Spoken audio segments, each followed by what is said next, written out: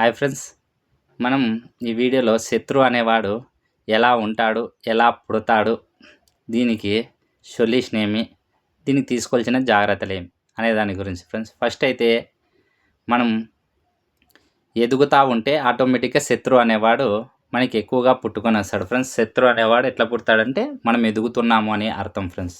ఫస్ట్గా మనము 4 జాగ్రత్తలు కంపల్సరీగా పాటించాలి ఫ్రెండ్స్. పాటించినామనుకో 90% వరకు మన శత్రువుకి మనం దొరకమన్నమాట.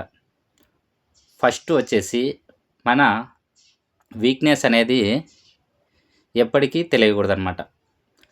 అది బంధువు కావచ్చు, స్నేహితుడు కావచ్చు, ఎవరికైనా కావచ్చు. వీక్నెస్ అంటే ఏంటి అంటే కొందరు ఏం ఆలోచిస్తారంటే తిండి విషయము, తాగుడు విషయము, లేదంటే ఏదైనా చిన్న చిన్న కారణాలు ఉండేవాళ్ళము, ఇలా ఎవరైనా చెప్తే వింటాం చూడు, వాడు చెప్తే వింటాడు అనేదాన్ని.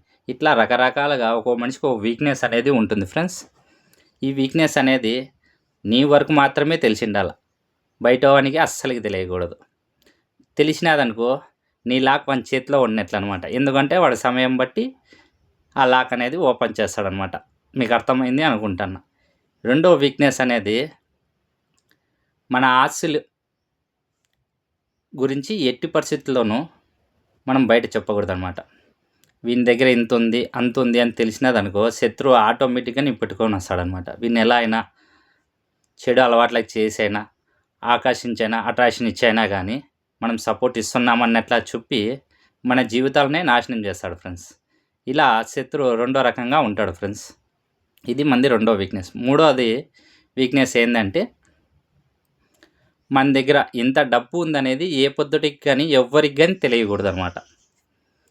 ఈ డబ్బు మనం ఎంత సంపాదిస్తున్నాం, మనతో ఎంత డబ్బు ఉంది అనే విషయాలు ఫ్రెండ్స్కి కానీ లాస్ట్కి చెప్పుకోకూడదు. లాస్ట్కి మనతో ఇంత డబ్బు ఉందంటే ఆటోమేటిక్గా మన ఫ్రెండ్స్ అయినా కానీ ఆటోమేటిక్గా నా పరిస్థితి ఇలా ఉంది అలా ఉంది అని చెప్పేసి మన ఫ్రెండ్స్ అయినా కానీ మనకి టార్చర్ పెడతాడనమాట. ఎందుకంటే ఇస్తాడా ఇవ్వడానికి కానీ ప్రయత్నం చేస్తారు చాలామంది. ఊరినే కానీ అవసరం లేదన్నా కానీ, అవసరం ఉందంటే పర్వాలేదు, అవసరం లేకున్నా కానీ అడుగుతాడనమాట. ఇలా ప్రతి విషయంలోనూ మనం జాగ్రత్తలు తీసుకోవాలి. ఈ నాలుగో విషయం ఏమనగా మనము ఏదైనా ఒక వస్తువు తెచ్చుకోవాలన్నా పెద్దది, రెండోది మనం ఏదైనా బిజినెస్ చేయాలన్నా, ఏదన్నా మంచి వర్క్ చేయాలన్నా, అది కాదు ఏదన్నా ఒక ఇంట్లో కట్టుకోవాలనుకున్నా కానీ ప్రతిదీ ఏ విషయమైనా మనం బయట చెప్పకూడదు. నువ్వు పూర్తిగా ఆలోచించి నేను ఇది చేయగలుగుతాను అని మంచి ఆలోచన ఉంటే అప్పుడు నువ్వు ఎవరికైనా కానీ నీకు నమ్మకమైన వాళ్ళకి ఒక 10% వరకు తెలియచ్చు ఫ్రెండ్స్. 90% నీ పక్క ఉంటుంది కాబట్టి 10% వాళ్ళకి తెలిసినా అంత ఈజీగా అనేది నువ్వు వాళ్ళ చేతికి దొరకవు ఫ్రెండ్స్. ఇలా నువ్వు ప్రతిదీ జాగ్రత్తలు తీసుకుంటా ఉంటే నువ్వు 100% సేఫ్గా ఉన్నావు అని అర్థం ఫ్రెండ్స్ శత్రు చేతుంది. కానీ నువ్వు కానీ ఒకటి మాత్రం గమనించాలి, నీ శత్రువు ఎవడు, నీ మిత్రువు ఎవడు అనేది. అట్లా నువ్వు ప్రతిదీ ఆలోచించుకుంటా ఏ పనైనా కానీ చేయాలి. నువ్వు ఎదుగుతున్నావంటే నీ శత్రువు అనేవాడు నీ దగ్గరలోనే ఉంటాడు అన్నమాట.